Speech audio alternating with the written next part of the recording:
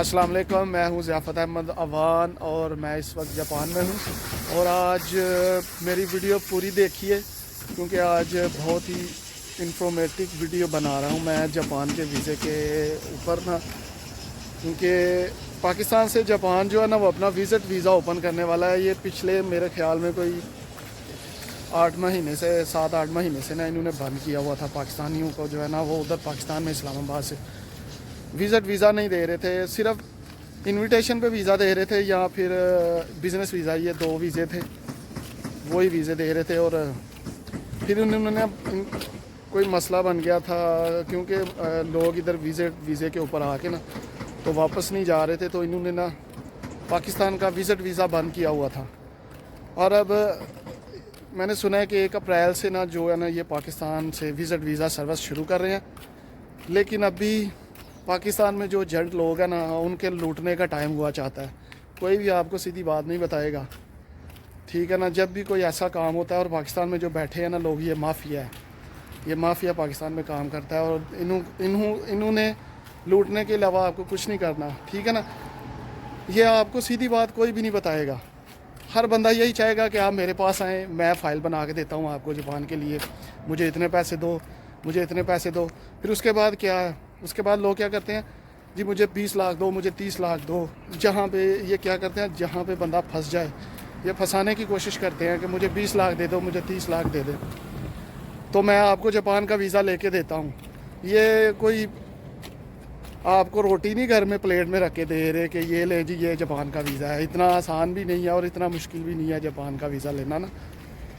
तो ये लोग, इन लोगों से बचें, इन लोगों से बचें।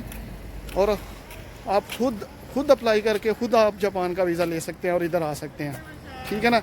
लोग क्या करते हैं, विज़िट वीज़ा लेके आते हैं इधर, और इधर आके फिर जो है ना ओवर स्टे करते हैं, वापस नहीं जाते। तो इस वजह से जो है ना किसी भी कंट्री में जब ऐसा होगा ना तो वो जाहिर सी बात है वो पाबंदियाँ लगाएगा, आप लोगों के वीज़े बंद करेगा। तो आप इन एजेंट लोगों को छोड़ें, वो खुद अपनी फ़ाइल बनाएं। और 6 मंथ की जो है ना वो कम से कम स्टेटमेंट होनी चाहिए, जिसमें मेरे कम से कम 20 लाख जो है ना वो आपका बैलेंस हो, और रनिंग भी होनी चाहिए 6 मंथ में। ऐसा नहीं है कि आपने 20 लाख जो है ना वो अकाउंट में रख दिया और वो 6 मंथ जो 6 महीने पड़ा रहे, नहीं, उसकी रनिंग भी होनी चाहिए कम से कम जो है ना 6 मंथ, ठीक है ना। उसके बाद आप जहाँ पे काम करते हैं ना, जॉब करते हैं, जो आपकी सैलरी स्लिप होती है ना 6 मंथ की, कम से कम वो भी होनी चाहिए। अच्छी बैंक स्टेटमेंट होनी चाहिए। और रिटर्न टिकट, कंफर्म टिकट होनी चाहिए, ठीक है। होटल बुकिंग, आप कोशिश करें कि कम से कम जो होटल की बुकिंग है ना वो पे होनी चाहिए, कंफर्म होनी चाहिए, ठीक है। और एनओसी लें। और आपकी अपनी कंपनी है नहीं है, लेकिन कम से कम आप अपना एनटीएन अप्लाई करें, एनटीएन जो है ना वो बनाएं। और ये ऐसी चीज़ें हैं कि इन चीज़ों की बेस के ऊपर जो है ना वो वीज़ा मिलेगा। क्योंकि ये कंट्रियाँ जो है ना ये चीज़ें देखती हैं कि ये बंदा अपनी कंट्री में टैक्स पे भी कर रहा है कि नहीं कर रहा, ठीक है। इन चीज़ों की बेस के ऊपर आपको वीज़ा मिलेगा। और जापान फ़्रेश पासपोर्ट के ऊपर भी विज़िट वीज़ा दे देता है। ये ऐसा नहीं है कि जैसे कनाडा, अमेरिका हो गया ना, वो ऑस्ट्रेलिया, न्यूजीलैंड या फिर कुछ और कंट्रियाँ हैं, वो फ्रेश पासपोर्ट के ऊपर जो है ना वो विज़िट वीज़ा नहीं देते। जापान दे देता है, ठीक है ना, लेकिन आपके डॉक्यूमेंट स्ट्रॉन्ग होने चाहिए। और इस बार जो है ना आपने अपने डॉक्यूमेंट, अपनी फ़ाइल लेके एम्बेसी में नहीं जाना, क्योंकि इन्होंने वो सिस्टम ख़त्म कर दिया है। एक नया सिस्टम शुरू किया है कि आप जो जेरी ऑफिस है ना, जैसे इस्लामाबाद, लाहौर हो गया, कराची हो गया, जहाँ जहाँ पे भी हैं, ये फ़ाइल आपको वहाँ पे सबमिट करवानी है। आसानी से वीज़ा मिल जाएगा अगर आपके डॉक्यूमेंट्स ठीक होंगे, फेक नहीं होंगे। अगर आप स्टेटमेंट फेक लगाएंगे, कोई और दूसरा डॉक्यूमेंट फेक लगाएंगे, तो फिर आपको वीज़ा मिलने के चांसेस नहीं है। सही है, तो आप विज़िट में आएँ, ठीक है। आप जापान घूमें और टाइम से वापस चले जाए। मैं इधर जापान में हूँ ऑलरेडी, और मैं इधर वर्क परमिट के ऊपर हूँ ना, मैं किसी विज़िट वीज़े के नहीं ऊपर नहीं हूँ, ठीक है।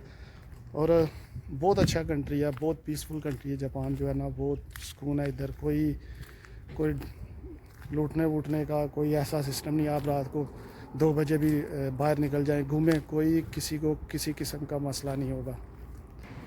और एक चीज़ आपको बताता चलूँ कि आपके पास ना, अगर आपको प्लान होना चाहिए, शो मनी भी होनी चाहिए, और क्रेडिट कार्ड हो तो फिर तो और अच्छा है ना, लेकिन शो मनी होनी चाहिए।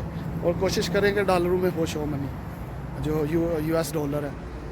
तो प्लान होना चाहिए कि जब आप फाइल जमा करवाएंगे, उसमें एक प्लान होना चाहिए कि मैंने 2 दिन टोक्यो में स्टे करना है, 3 दिन करना है। फिर मैंने इनकी माउंटेन है एक फ्यूजी नाम की, वो टूरिस्ट वही देखने आते हैं, वो एक बड़ा अहम पॉइंट है। टोक्यो टावर हो गया, टोक्यो सिटी हो गया, फिर ओसाका है, नगोया है, ये पूरा एक प्लान बना के ना, तो वो पेपर जो है ना वो भी फाइल में लगाएं। तो कोई इतना मुश्किल नहीं है, इजीली आपको वीज़ा मिल जाएगा। लेकिन जंड लोग जो है ना वो पाकिस्तान में, उनका लूटने का टाइम हुआ चाहता है, वो आपको लूटेंगे।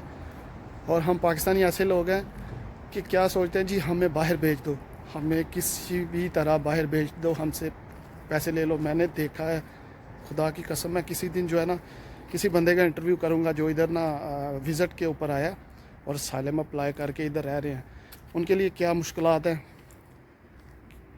किन किन चीज़ों को फेस करना पड़ता है। और 45-45 लाख दे के लोग जो है ना वो इधर आ रहे हैं, ये बहुत गलत चीज़ है। आपको क्या करना होगा, आप एक एफआरसी बनवाएं फैमिली का, जो ये नादरा से बनेगी ना फैमिली डॉक्यूमेंट के लिए। और एक करेक्टर सर्टिफिकेट होता है पुलिस, ये 15 के ऑफिस से मिलेगा, या आपका जो मुतलका थाना ना उधर से भी मिल जाता है आपको। और फिर उसके बाद आपको क्या करना है, आपने 6 मंथ की जो स्टेटमेंट है ना वो लगानी है, ठीक है।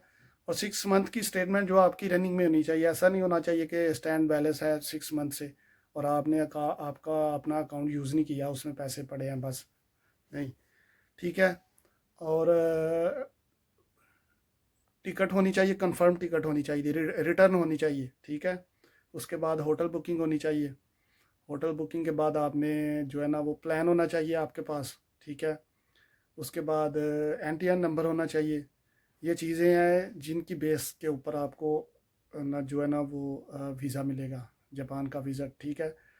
और जहरी ऑफिस में जाएं, अपनी सब फाइल जो है वो सबमिट करें, आपको आराम से जो है ना वो जापान का वीज़ा मिल जाएगा। कोई ऐसा नहीं है, अगर आपके डॉक्यूमेंट्स ठीक होंगे, फेक नहीं होंगे ना, 100% आपको वीज़ा मिलेगा। जो ये जो जंड माफिया है ना, इनके हथे मत चढ़ें, इनसे बचें, ठीक है ना। लोग इतने इतने पैसे देते हैं, 20 लाख 30 लाख देते हैं जी, हमें जापान ले जाओ, जापान ले जाओ, लेकिन होता कुछ भी नहीं है, ठीक है। वो आपको लूटते हैं। आप खुद करें सब कुछ, जो भी करना है आप खुद करें। ये चीज़ें जो है ना ये लें, अपनी फ़ाइल बनाएं।